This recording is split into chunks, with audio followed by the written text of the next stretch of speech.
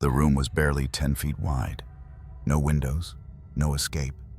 Just 12 people, some children, and a door that would never open again. The date was July 17th, 1918. The air in Ekaterinburg was heavy, but not with heat, with silence. In the cellar of the Ipatiev house, named cruelly perhaps after a monastery, stood the last Tsar of Russia, his wife Alexandra and their 5 children: Olga, Tatiana, Maria, Anastasia, and the sickly boy, Alexei. There were no guards in the room, only executioners, Bolsheviks, armed, impatient. Alexandra clutched her son's hand. He couldn't stand. His disease, hemophilia, had returned with vengeance. Her daughters huddled close, still dressed in white. They were told it was for their safety, that a photo would be taken, that relocation was coming. Then came the bullets. Not 1, not 10. Over 70 rounds were fired in total. Some struck bone and ricocheted because jewels had been sewn into the princess's corsets.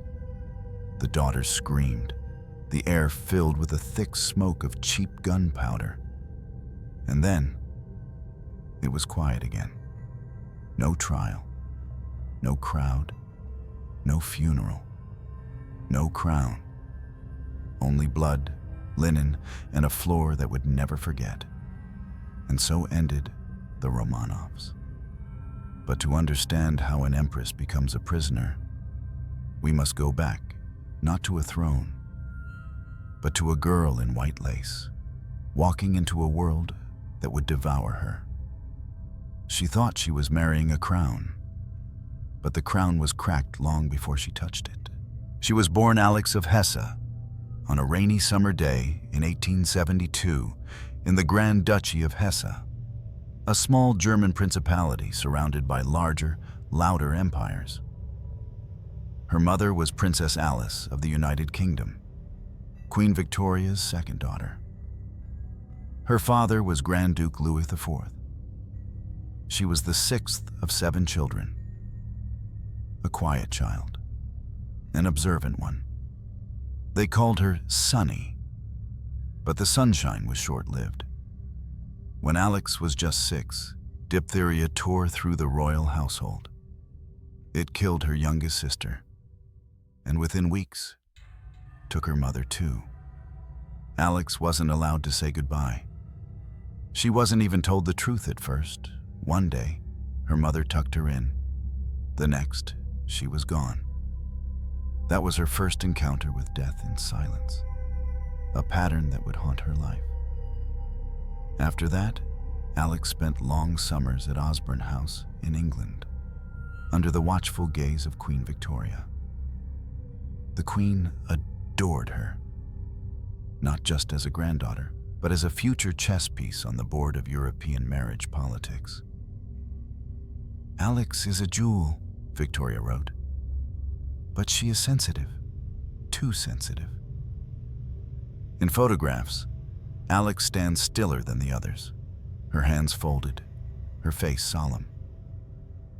Even at 10, she seemed older than her years.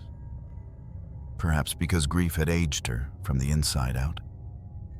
As she grew into womanhood, Alex became known across courts as one of the most beautiful princesses of her generation. Tall, graceful, porcelain-skinned. But her beauty carried an aura of melancholy. She didn't charm crowds. She didn't perform. She observed. And then, at just 12, she met Nicky. He was the heir to the Russian Empire. She was a minor princess with the blood of Victoria in her veins. It should have been just a polite encounter, but it wasn't. He fell in love with her, quietly, firmly, unshakably. He wrote about her in his diary like a poet. "She is so shy and reserved, but her eyes, they see everything. Over the years, Nicholas would write dozens of letters, gentle, idealistic, filled with longing. Alex responded less often. She liked him, but she feared Russia. And more than that, she feared the role she was being called to play. When his father, Alexander III, died in 1894, the pressure mounted. Nicholas became Tsar. And suddenly, marriage wasn't about love. It was about empire. The Russian court wasn't pleased. They wanted a grand match, a politically powerful bride. Alex was too Protestant, too German, too plain in demeanor, too unsure. But Nicholas insisted. And so, in the final weeks of mourning his father's death, Nicholas summoned her. She stood in black, at the edge of a funeral, about to accept a proposal she had long hesitated over. To marry him, she would need to convert to Russian Orthodoxy. She hesitated. She cried. But she said yes. Because somewhere in the ache of her past, Alex believed this was love. On November 26, 1894, they were married in the grand church of the Winter Palace. Her face was veiled. Her hands trembled. The empire had its new empress. But no one cheered. The Russian people didn't trust her. The court didn't welcome her. And Alexandra, now her new name, didn't hide her discomfort. She had entered a country that never wanted her. And yet, Nicholas adored her. He called her my little one. They wrote to each other in English, slept together each night, whispered dreams of a quiet, simple life. But empires do not grant simplicity, and soon the girl who had already buried half her family would face a new terror, bearing an heir and failing. In the years that followed, Alexandra would give birth to 4 daughters, each one healthy, beautiful, but not what Russia wanted, not what Nicholas needed. The court began to whisper. The people began to grumble. They needed a boy, a future Tsar, a symbol of continuity. And then, after 10 long years, Alexei was born. Nicholas wept with joy. Bells rang across Russia. Alexandra felt for the first time that she had fulfilled her duty. But days later, the bleeding began. Bruises appeared on his tiny body, unexplained, unstoppable. He was born with hemophilia, a deadly blood disorder passed through Queen Victoria's line. Alexandra had given Russia an heir, but also a curse. Her destiny had always been to love, but not to be loved in return, not by the court, not by her adopted homeland, not even in time by history itself. They called her cold, distant, dangerous, but they never asked what she had lost to become their empress. The palace was vast, gold, glass, chandeliers hanging like frozen stars. But Alexandra moved through it like a ghost. She had been empress for less than a year, yet she already felt the weight of centuries pressing her spine down. At court they watched her, judged her. Whispers flared whenever she passed. Too stiff, too German, too silent. She did not charm, she did not dance. She did not smile for strangers.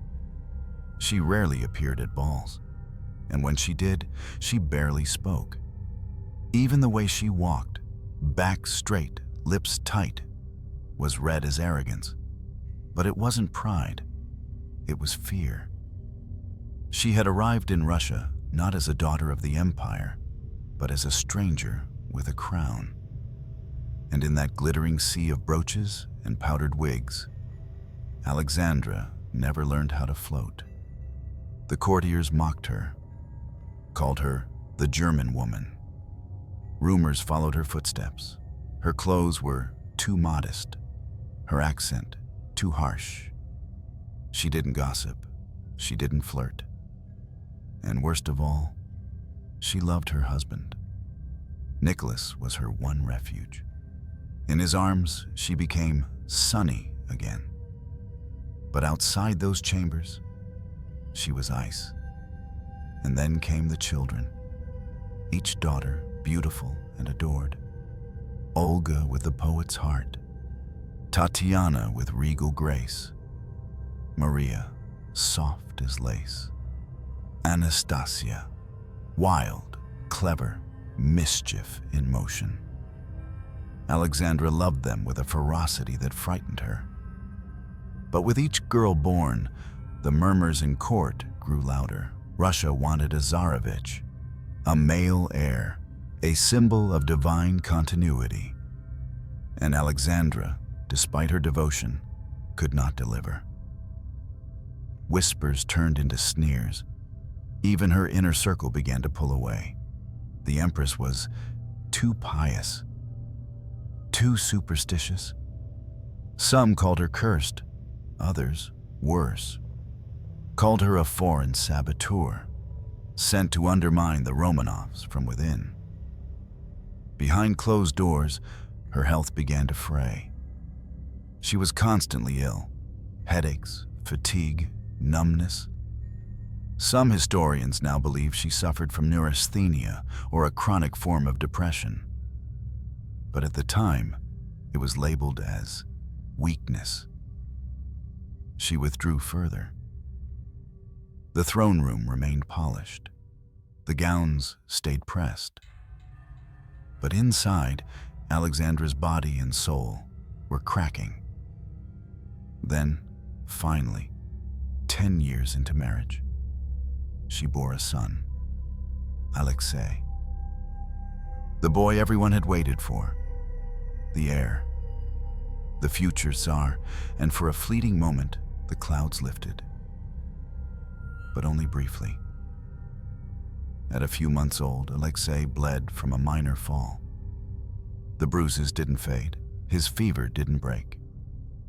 The doctors said it softly, as if silence could soften fate. Hemophilia. His blood would never clot.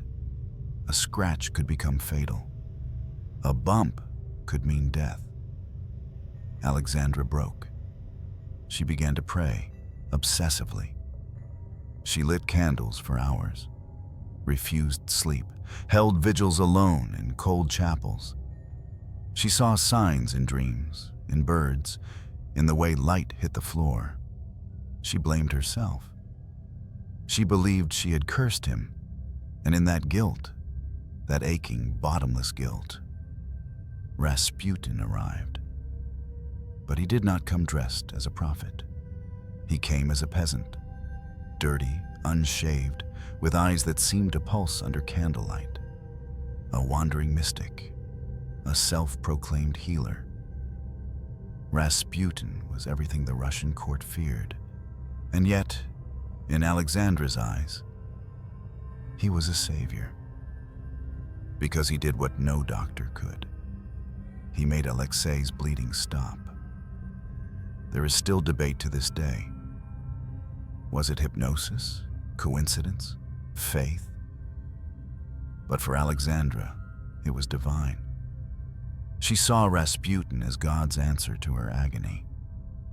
She welcomed him into her heart, her prayers, and eventually, her palace. And that was the moment the court's whispers turned to screams.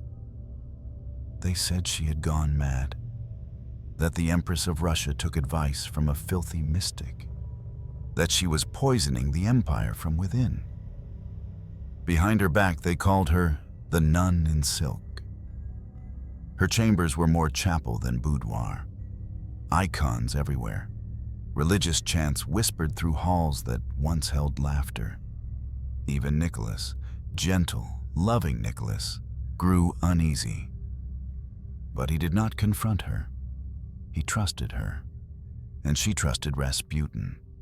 To protect her son, She was willing to burn bridges, court enemies, and sacrifice legacy.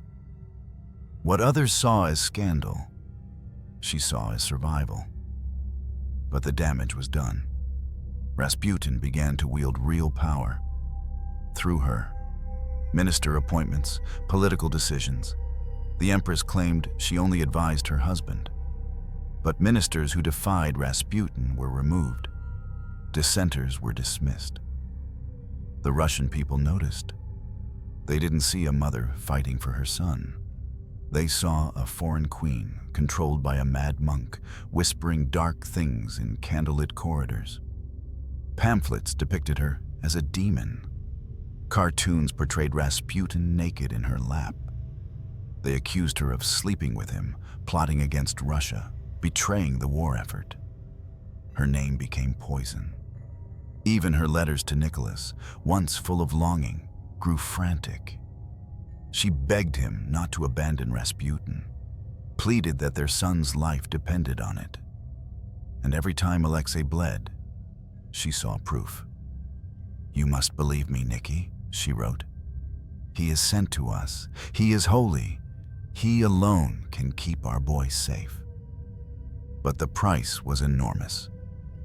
The court lost all respect for her. The people lost all sympathy. And the empire began to slip. That was the first crack. Not in marble, but in trust. Alexandra Romanov, the empress, the mother, the outsider, was no longer just unloved.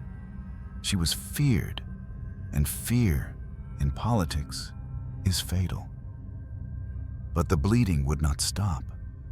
Not in her son, not in the empire. And soon the walls would close in on them all. Winter in Petrograd did not arrive softly. It came in slabs of wind, ice in the bones, smoke in the breath, and beneath the frost, unrest. By 1914, the world was unraveling. Europe had ignited into war. Men were marching to trenches by the millions. Russia, tied by treaty and pride, joined the conflict. And in doing so, it signed its own death sentence. The Russian people were poor, hungry, exhausted. Now they were dying in a war they didn't understand. For a Tsar they no longer trusted. Nicholas believed it was his duty to lead the army himself.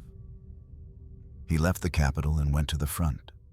It was a fatal choice, because back in Petrograd, he left Alexandra in charge, a foreign-born empress, distrusted, ill, depressed, and still clinging to the one man she believed could save them all, Grigory Rasputin.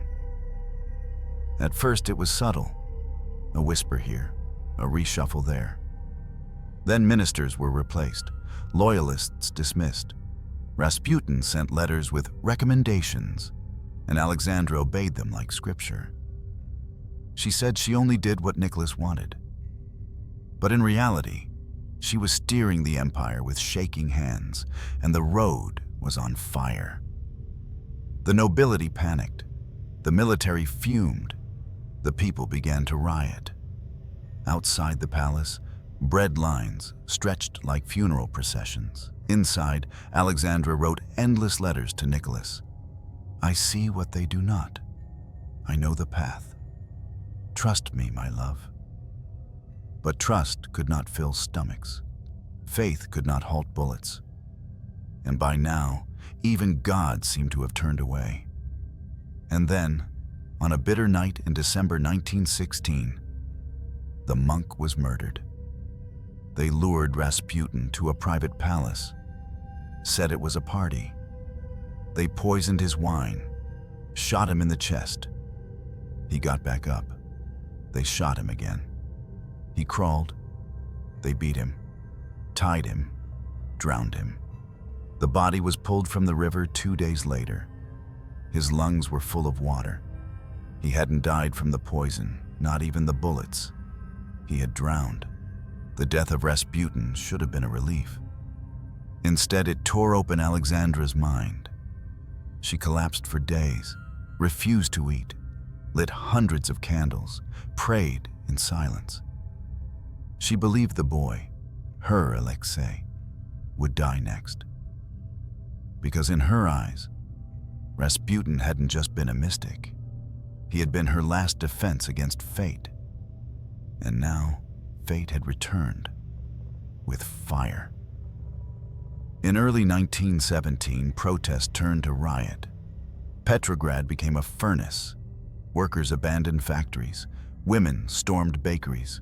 Soldiers refused orders. By February, the city was no longer under imperial control. And in March, Nicholas abdicated the throne. He didn't fight. He didn't plead. He signed a statement, handed over power. And just like that, 300 years of Romanov rule collapsed in ink. For the first time in centuries, Russia had no Tsar. Alexandra had no empire. And the people had one demand: justice. The royal family was placed under house arrest, first at Tsarskoye Selo, then transferred to Tobolsk, a remote Siberian outpost. No more diamonds, no more parades, just snow and silence. The children were confused. They were still told to call their parents Your Majesty, still wore neat clothes, still said prayers before bed. But their world had shrunk to a few frozen rooms. Alexandra grew thinner, sicker. She barely left her chair. Letters from Nicholas spoke of hope, of returning home. But the empire had no home left to return to. In 1918, the Bolsheviks seized full control. Lenin had no use for monarchs. That spring, the family was moved again, this time to Ekaterinburg, to a house owned by a merchant named Ipatiev. It had been renamed by the local Soviet, the House of Special Purpose. Alexandra understood what that meant. She was not naive anymore. She had watched too many dreams crumble in her hands to believe in mercy. Inside the house, windows were painted over, curtains nailed shut. Outside, guards patrolled day and night. She clutched her Bible, taught her daughters how to sew, tried to pretend the world wasn't ending. But at night, when the lights went out, she listened for footsteps. She knew what they were planning. She had read history. She knew what happened to kings in revolutions. She had tried to be dutiful, faithful, noble. But now, in a house that reeked of mildew and dust, Alexandra understood her fate. Not as an empress, not as a wife, but as a mother of 5 children who would not be allowed to live. On the final night, she wrote no letters. The guards told them they would be moved, that a car was waiting. The family got dressed. The daughters wore corsets lined with hidden jewels, sewn in secretly, just in case they survived. They were led downstairs. The basement was dark. Nicholas asked for chairs for his wife and son. A command was read aloud. Something about execution. Alexandra crossed herself. The shooting began. They didn't all die at once. The bullets bounced off the girls' corsets. Screams filled the walls. The soldiers reloaded, stabbed, shot again, over and over. When the silence came, it was the silence of history being erased. 12 bodies, 2 dogs, blood on the walls. They burned the corpses, poured acid on the remains, buried them in a forest. No gravestone, no record, just dirt. The empire she married had devoured her, not in one moment, but in 1,000 silent cuts. The empire was gone, but the fear remained. And even in death, Alexandra's name was a threat. They were no longer monarchs, no longer rulers. But the Romanovs were not forgotten. And in a revolution, memory is dangerous. It began with graffiti. Long before the bullets, long before the tomb, their names were already stained across walls, spat from mouths and carved into hate. Death to the German bitch. Blood for the boy king. Silence the Tsarina. These were not just insults, they were mandates. Because to the new regime, Alexandra was not just a woman. She was a symbol, and symbols must be destroyed. She was foreign, she was royal. She believed in divine right. She had clung to Rasputin, she had advised Nicholas. She had resisted reform. She had refused to fade. And even now, locked behind painted windows, Alexandra still terrified them. Not because she had an army, not because she had power, but because she had a name that people still whispered, a name that children still prayed to, a name that could, if left alive, become a martyr. And martyrs are dangerous. As the Bolsheviks consolidated power, they turned their attention not only to soldiers and ministers, but to symbols of the old world. Cathedrals, manuscripts, relics, and people. Alexandra was among the most dangerous of all. She was German-born, and the empire was at war with Germany. She had spoken often in private letters of obedience to God's will, which now looked like contempt for the people's will. She had supported her husband's refusal to reform. And most damning of all, she had empowered Rasputin. To the revolutionaries, Rasputin wasn't just a mystic. He was the poison that revealed the rot of the monarchy. And Alexandra was the one who'd let him in. In leaflets and newspapers, caricatures exploded.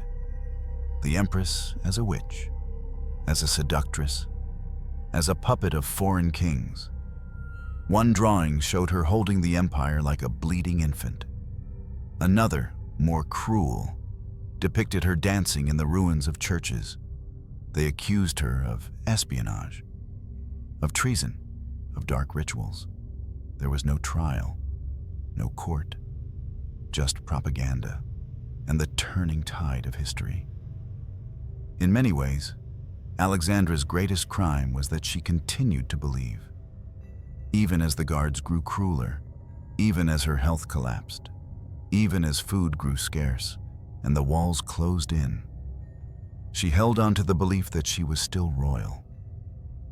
She wrote letters in full titles. She signed her name with dignity. She braided her daughter's hair each morning. She whispered to Alexei that he would one day rule. It wasn't pride, it was survival. To believe in the crown was the only way to keep from breaking apart. But the world no longer cared for crowns, only control. And to control a people, you must destroy their myths. That summer, reports reached the Kremlin. Villagers had begun pilgrimages to wherever the Romanovs were rumored to be. Some believed they had escaped. Some believed Alexandra was still advising from the shadows. Some believed the Tsarevich was protected by angels. To Lenin, this was unacceptable. A revolution built on blood cannot survive ghosts. The family could not be left alive. They could not be relocated. They could not be traded or exiled. They had to disappear. Completely, permanently, silently. Meanwhile, in the house of special purpose, Alexandra's world was shrinking. The guards no longer used their names. The children were not allowed outside. They were not told what was coming. But they felt it. She tried to keep routines, morning prayers, meals together, teaching the girls embroidery, reading scripture aloud. But behind her eyes was a storm. Her legs swelled from illness. Her heart ached every time Alexei coughed. She held his hand at night like a rosary. And in her diary, the entries grew shorter. Tatiana played piano today. Anastasia made us laugh. I lit a candle. My legs are worse. No rage. No fear. Only quiet observations. Like a woman writing herself out of existence. Outside the house, whispers of execution grew louder. Inside, the guards changed shifts more often. A new commander arrived. He didn't look them in the eyes. The kitchen staff disappeared. Extra bullets were delivered. Still, Alexandra remained calm. She knew. She had known for months. But she refused to scream. Because above all, she wanted her children's last memories to be of a mother who never flinched. And so she sat, in her heavy dress, hands folded, waiting for history to finish what it had started. She was no longer a queen. She was a warning. A woman who believed in loyalty and was betrayed.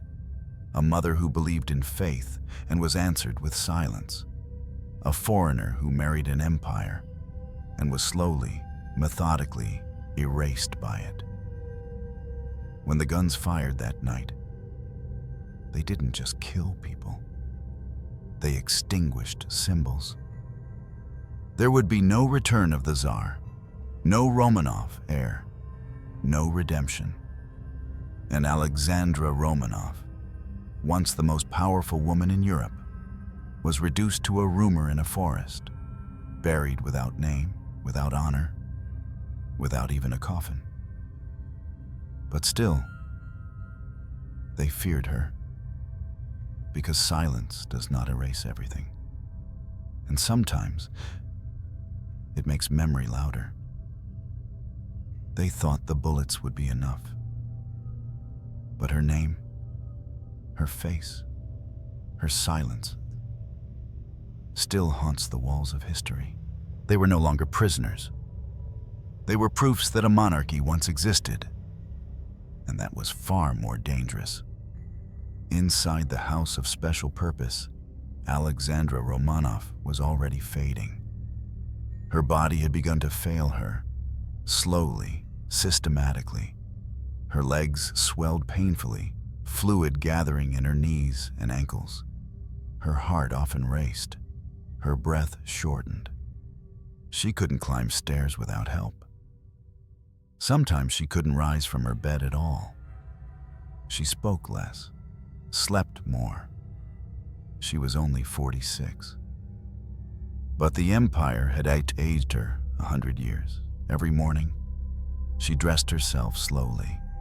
Even in exile, she remained proper.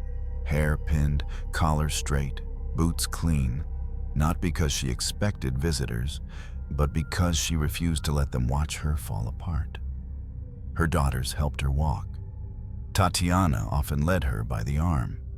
Anastasia fluffed her pillow. Even the guards, some young, some crude, noticed the tenderness. But tenderness did not buy mercy, nor did dignity. The guards had changed. Once they spoke with the family, shared jokes, even offered sympathy. Now, they were silent. Their stares colder, their movements rehearsed, their instructions whispered. Alexandra noticed. She asked fewer questions. She spent more time in prayer. And when she wrote, the lines were shorter, less hopeful. One letter, never sent, read, "If this is to be our end, I only pray it be swift. The children must not suffer." But they had already begun to suffer. The rations were smaller now. Black bread, weak soup, often nothing. Winter coats had been taken. The floors remained damp. Books were banned, letters from relatives blocked, and the windows, painted shut months ago, kept out both the cold and the truth. The girls grew pale, their laughter quieter. Even Anastasia, once wild and mischievous, rarely smiled. But it was Alexei who suffered most. His legs had weakened. He could no longer walk. Most days he lay in bed, clutching a stuffed toy or the edge of his mother's scarf. The slightest bump could cause his joints to swell, his stomach to bleed. And Alexandra, desperate, broken Alexandra, could only sit beside him, watching, waiting, praying. There was nothing else she could do. No doctors, no medicine, no Rasputin. Every night she sat awake long after the others slept. Sometimes she hummed lullabies. Sometimes she held Alexei's hand until dawn. And sometimes, when no one watched, she wept without sound. Because even now, even in exile, even after her kingdom had fallen and her name had been turned into an insult, Alexandra believed she had failed as a mother. Not because she had lost the throne, but because she could not save her son. By June 1918, the executions had begun. The Grand Dukes, the cousins, the old nobility. They were taken in the night. No trials, no warnings. Alexandra knew what that meant. She didn't speak of it aloud, but her daughters could see it in her face. The way she paused longer at each prayer. The way she looked at them as if memorizing their faces. Still, she kept the family in routine. Morning tea, embroidery, scripture. She taught the girls to speak gently, to keep their chins high, because she believed, even if we die, let them not say we died without grace. And then came July 16th. That night, the guards brought them downstairs. They said the family was being relocated. There was unrest in the town.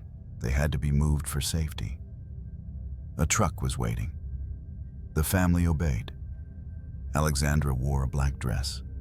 The girls wore blouses lined with hidden jewels, sewn into their corsets, stitched in secret. Not as a plan of escape, but as a mother's last defense. Alexei was carried down. He was too weak to walk. Nicholas asked for chairs. The guards gave them. The family sat quietly. No chains, no orders, just silence. Then, the door closed, and a man read a prepared statement.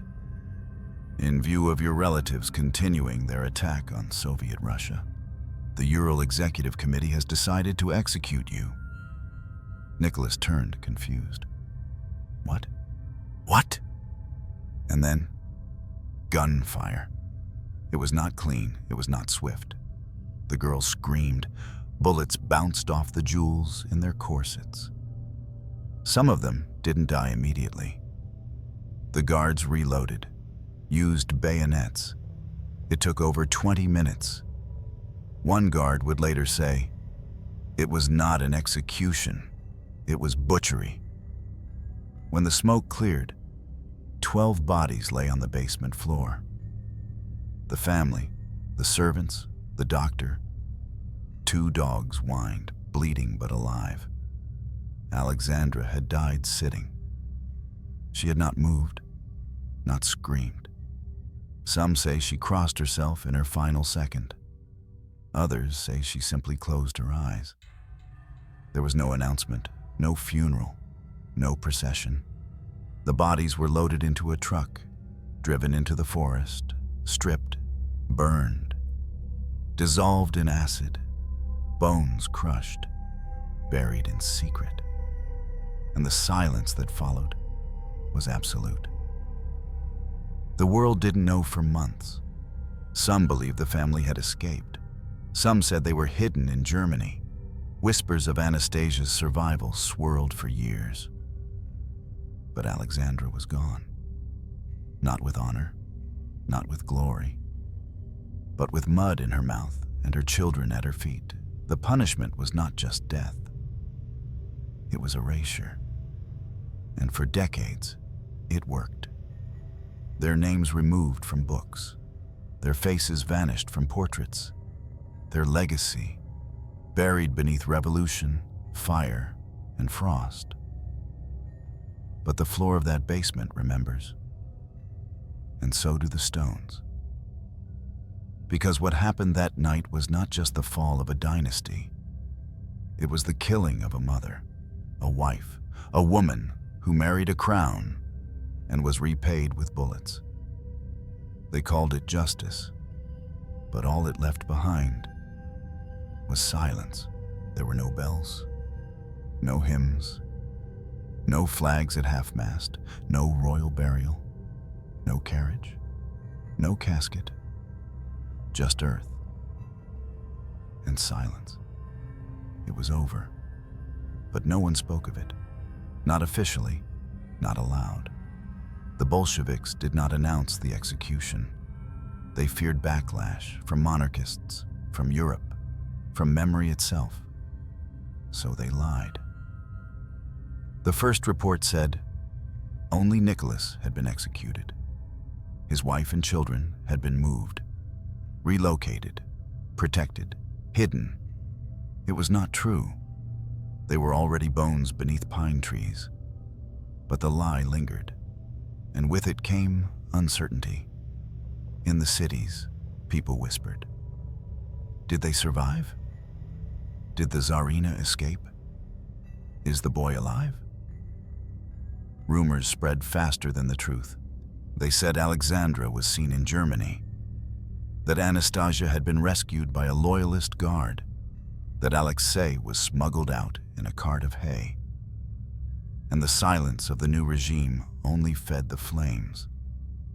They refused to show bodies, refused to name the dead, refused to explain what had happened in that basement. Because what happened there wasn't just political, it was personal. It was symbolic. It was ritualistic erasure. In the months that followed, Lenin's government tightened its grip.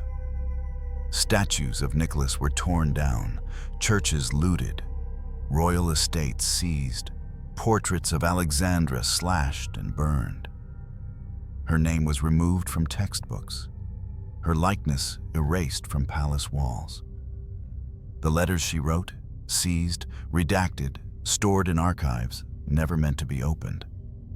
She had been a mother, a wife. Now, she was a ghost with no tombstone. Back in Germany, Alexandra's family asked questions. Queen Victoria's descendants demanded answers. The Kaiser's court sent inquiries. The Soviet response? Silence. Years passed. The war ended. A new world order emerged.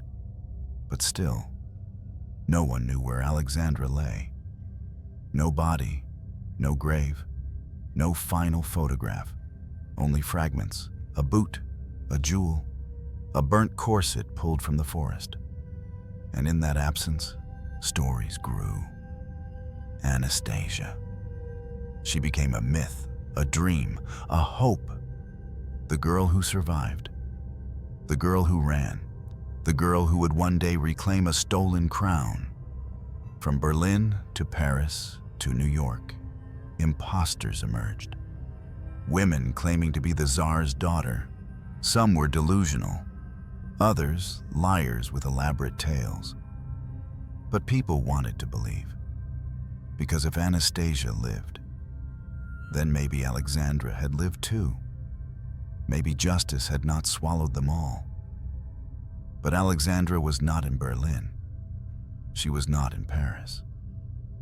She was beneath the soil of Ekaterinburg, where the wind whistled through pine. In the decades that followed, Russia changed. Lenin died. Stalin rose. The world plunged into war again. Then peace. Then Cold War. But the story of the Romanovs was never told fully. It was dangerous. To remember was to question. To speak their names was to risk everything. So the silence continued. and Alexandra remained buried in shadow. It wasn't until 1991, after the fall of the Soviet Union, that the truth surfaced. Literally. A group of amateur historians found a mass grave in a forest outside Ekaterinburg. Inside, bones. Not arranged, not protected, just tossed, as if they didn't matter. A mother, a father, 3 daughters. Further searches uncovered 2 more bodies, believed to be Alexei and Maria, buried separately. Even in death, the family had been divided. Tests were done. DNA matched. It was them.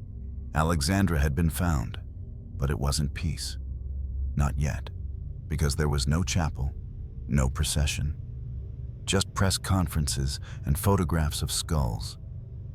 The world stared at what remained of a woman who had once worn a diamond crown. And perhaps the most heartbreaking truth, her spine had curved. Her hip bones had eroded. She had indeed been crippled by pain. The very illness she had hidden in life had remained in her bones. In 1998, 80 years after the execution, the Romanovs were finally given a formal funeral. The bones were placed in caskets. Drums played. Priests wept. The Russian president attended. The church forgave. The monarchy in death was acknowledged. Alexandra's casket was draped in flowers. But her soul, if it watched, would have noticed. No nation ever said sorry. No state ever claimed the act. No monument names her a victim. And perhaps that is the final tragedy, that the woman who gave birth to a Tsar, who ruled in silence, who broke her body for an empire, who died without a scream, was never allowed to be mourned properly. Her name was Alexandra Fyodorovna Romanov. She was born a princess, married a Tsar, became an empress, and died a secret. Not in a palace, not in a war, not even in exile, but in a locked basement beside her children. No choir, no crown, no last words recorded. Just a woman sitting on a wooden chair, waiting for the final blow. And for decades, that moment remained a blank page in history. Until someone finally opened the archives, found the letters, tested the bones, lit the candles, and whispered the name that had been forbidden too long. Alexandra. History tried to forget her, but even silence has weight, and every erased name leaves a hollow too loud to ignore. To destroy a person is simple, but to erase their memory, that takes work. And the new regime worked hard. The Soviet Union was born not only in fire and famine, but in forgetting. It was not enough that the Romanovs were dead. It was not enough that they were buried in anonymous graves. What Lenin feared most was that they might be remembered. Because memory is rebellion, and martyrs rise from soil like weeds through cracks in stone. So, the Bolsheviks wrote a new story. One where the Tsar was a tyrant.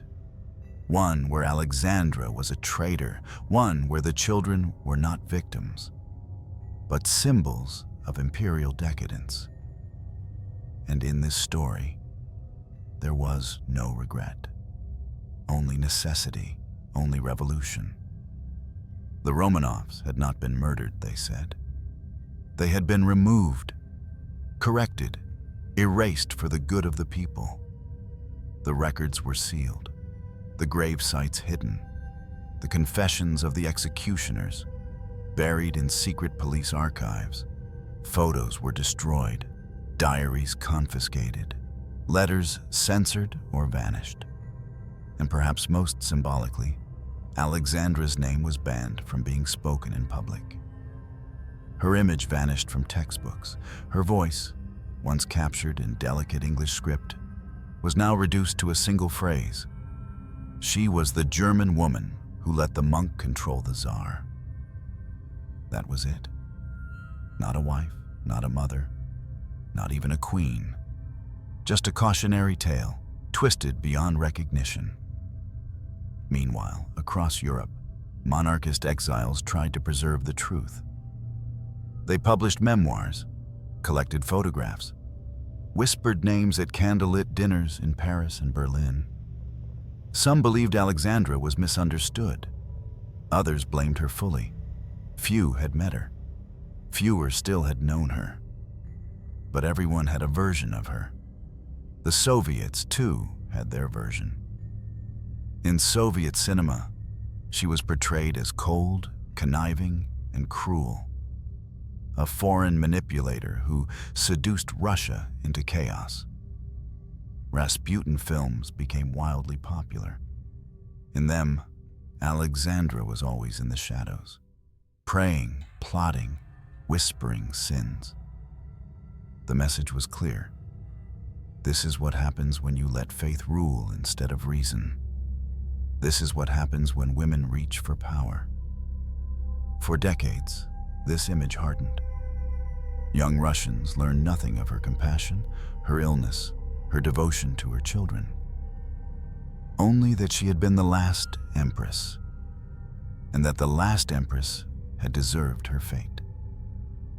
But silence is fragile, and bones don't stay hidden forever. In the 1970s, whispers began to spread in academic circles. A few underground historians claimed to have found secret files, old letters, unpublished photographs, personal artifacts smuggled out by loyal servants. One such item, a handkerchief embroidered with the initials AFR, Alexandra Fyodorovna Romanov. Stained, worn, wrapped in wax paper and hidden inside a clock. Another, a torn page from her personal diary, dated July 14, 1918. God grant us peace. The girl slept well. I lit the icon this morning. I feel him nearer now. Quiet, simple, devastating. Then, in 1991, the Soviet Union collapsed, and the silence cracked. The archives were opened. The truth poured out like blood from an old wound. KGB files revealed the planning of the execution. Eyewitness accounts emerged. Letters once buried were now printed in national papers. One guard confessed, "She died without crying out. It was the most awful thing. Her silence still echoes." Suddenly, the world wanted to know, who was Alexandra Romanov, really? Was she a villain? A saint? A prisoner of history? Documentaries aired. Books were written. Churches rang bells in her memory. The Russian Orthodox Church began the process of canonization. Not as a monarch, but as a passion bearer, someone who met suffering with grace. And in 2000, she was declared a saint. Not empress, not Tsarina, not the foreign wife of a fallen king, just Alexandra, the woman who prayed through the storm. Her image returned to churches. Her name, once forbidden, was spoken in candlelit services. Portraits of her were painted, no longer in gold, but in muted tones. Eyes downcast, lips closed, a cross in her hand. Not a queen, not a ghost, a human being. But not everyone accepted her resurrection. Some called it revisionism. Some said it was nostalgia for monarchy. Some said it was hypocrisy, to canonize a woman the state once erased. But the truth is, history is not a statue. It is a wound that keeps reopening. And in that wound, we find the stories that were buried alive. Alexandra Romanov was never just one thing. She was a girl who lost her mother too young, a woman forced into a culture that never loved her, a wife who adored a man too gentle for a brutal age, a mother who believed in miracles because medicine failed her son, a queen who never ruled, but bore the weight of a dying empire. And in the end, a woman whose silence, forced and final, became the loudest indictment of a system built on forgetting. So yes, history tried to erase her, but it failed. Because people remember, because stories leak through cracks, because no regime, however powerful, can hold back the weight of a name. Her name is Alexandra. She married an empire, and it killed her. Slowly, cruelly, completely. But it could not erase her. She vanished from history. But history could not live without her. They took away her voice. But they could not silence her image. They buried her body. But her eyes still stare out from canvas, from film, from memory. Because Alexandra Romanov did not disappear. She returned piece by piece through the hearts of strangers. It began not with governments, but with grief. In Paris, an old woman lit a candle for the lost queen. In Munich, a librarian saved a torn letter with the initials AFR. In London, a scholar stumbled across Alexandra's childhood drawings, hidden in a private archive. And across Russia, quietly, almost invisibly, people began to whisper her name again, not as Tsarina, not as traitor, but as someone real. Then came the stories. In the 1950s, a new generation of historians, exiled monarchists, grandchildren of court servants, began publishing memoirs, essays, fragments of lost correspondence. In those pages, Alexandra was not a villain. She was a girl who missed her mother, a woman who watched her son bleed, a foreign bride who never learned the language of power. They did not call her perfect. They called her human. And for the first time, readers didn't recoil. They wept. Then came the art. In 1971, a painting by Russian exile Anatoly Tarasov was quietly exhibited in Geneva. It showed a woman in black, seated alone, eyes fixed not on the viewer, but on something just outside the frame. The title, "She Heard No One Coming." It caused a stir, not because of the technique, but because everyone knew who she was. Alexandra, without crown, without court, reimagined not as royalty, but as a mother in mourning. That image sparked a movement. More artists followed. Some painted her in the Siberian snow. Some painted her praying over Alexei. Some painted only the outline of a woman in a dark room, crown absent, crucifix clutched. They were not tributes to monarchy. They were acts of rescue. Each brushstroke said, "We will not let you be forgotten." And then came the cinema. In the 1970s, European directors began revisiting the fall of the Romanovs. Some films still clung to propaganda, but others, especially in France and Germany, explored Alexandra's world with empathy. She was portrayed as a woman trapped, not just in palaces, but in her own body, her own silence, her own fear. Actresses studied her letters, her photographs. They mimicked her posture, erect but withdrawn. Her voice, soft, with a German tinge to Russian. Her walk, graceful but cautious. Audiences sat in dark theaters and watched her descend into exile. They watched her light candles, braid her daughter's hair, whisper to her son. And for the first time, They cried not for a queen, but for a mother who could not protect her children. Then came the books. In 1992, the last diary of Alexandra was published in English. It contained her final entries, translated, annotated, introduced by historians, but left in her own voice. The world read, "Tatiana helped me down the stairs. Alexei coughed. I kissed his hand. God is near."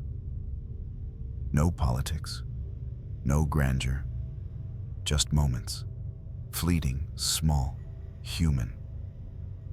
And those words, quiet as they were, shattered the lie. Alexandra was not the German witch. She was not the cold empress. She was a woman who sat in the dark, watching time run out. And readers, decades, oceans, ideologies away, felt her hand reach across the page. And finally came the prayers. In the early 2000s, Orthodox churches across Russia began hanging icons, not of emperors, but of Alexandra. She was depicted with her children. She held no scepter, wore no jewels, just a simple gown and a sorrowful gaze. She was canonized not as a royal, but as a passion bearer. One who suffers with grace, one who does not curse the world as it ends. And believers lit candles, whispered her name, not for power, but for peace. Even school children began learning her story again, truthfully this time. They studied how she was born in Germany, lost her mother to diphtheria, was thrust into the most powerful empire on earth, and lost everything. They learned how she prayed for her hemophiliac son, how she trusted Rasputin, not out of malice, but desperation, how she tried to keep dignity in a house with painted-over windows. And perhaps most importantly, they learned how history can be wrong, how silence can lie, and how memory can save. Today, her face appears in museums. Her voice, once buried, is quoted in books. Her name is inscribed on a marble tomb beside her husband, her children. But even now, she is not fully at rest. Because the world still argues about Alexandra Romanov. Was she too proud, too devout, too stubborn, too blind? Was she responsible for the fall of the Romanovs? Or was she just a woman in the wrong place, in the wrong century, doing her best with the wrong tools? The truth, perhaps, lies somewhere deeper.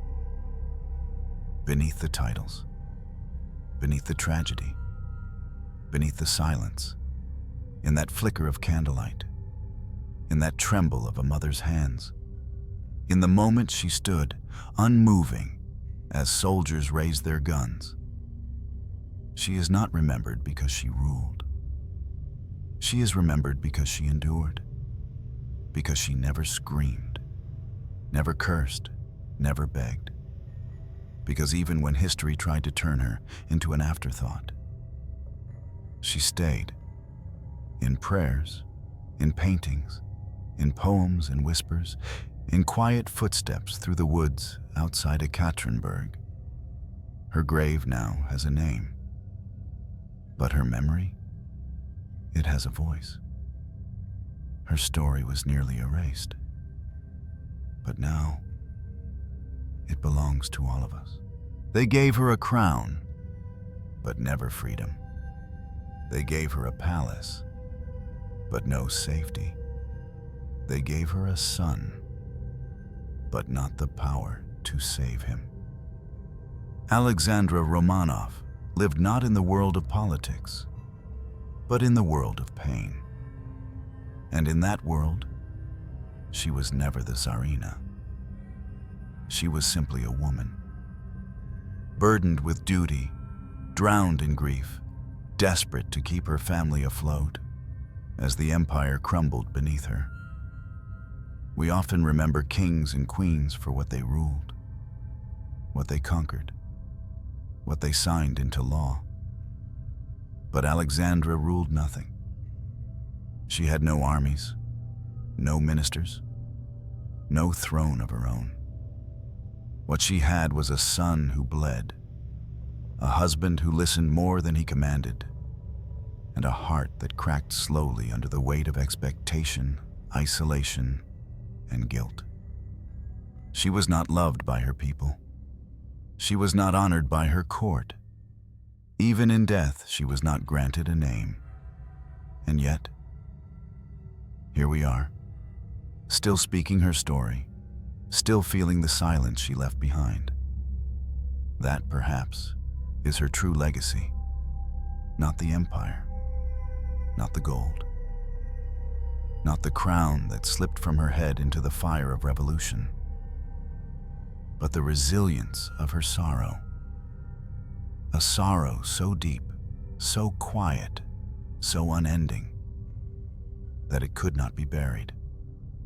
Not by bullets, not by censorship, not by time. She teaches us that power is not always loud, that dignity can be soft, that some queens never raise their voices, but instead hold trembling hands beside hospital beds, or kneel in dark rooms, whispering prayers that no God seems to hear. Alexandra was not perfect. She made mistakes. She clung to superstition. She trusted the wrong people. She misunderstood the people she was meant to protect. But perhaps that makes her even more like us, because behind every great fall, every colossal tragedy, is a human being who was trying to do what they thought was right. And that, above all, is why we remember her. Because we see ourselves in her, the mother who would do anything for her child, the woman who tried to love a nation that never loved her back, the soul who walked into exile with grace and dignity, and died not as a monarch, but as a mother, folding her hands over her child one last time. So what can we learn from Alexandra Romanov?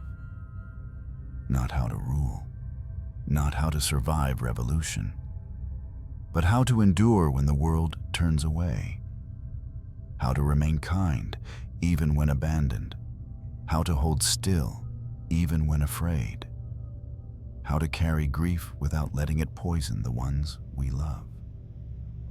History tells us she was erased, but that's not true, because she's here, in words, in pictures, in prayers, in the quiet ache we feel when we read her last diary entries and realize she never stopped believing. She never stopped loving, and she never let them take her soul. So, if you remember nothing else, remember this. Her name was Alexandra. She married an empire, and it killed her. But it could not destroy her story, because her story is ours now. In silence, she was erased. In memory, she is eternal. You know, the more I learned about Alexandra Romanov, the harder it became to see her as just a queen who died. She wasn't just a royal name in a textbook. She was a mother, a daughter, a woman who spent most of her life trying to hold broken things together. A family, a marriage, an empire, a child who wouldn't stop bleeding. And maybe that's why her story hurts so much. Because it's not just about revolution or politics.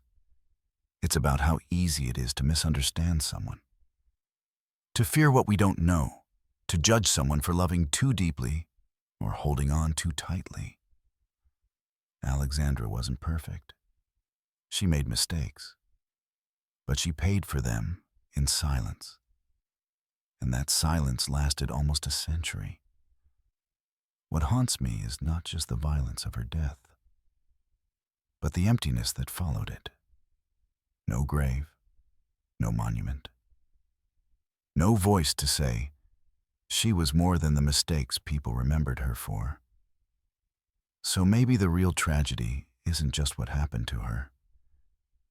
It's how long it took the world to care. And maybe, just maybe, by telling her story now, we're finally giving her something she never had in her lifetime: understanding. Thank you for staying until the end. If this story moved you, let it live on.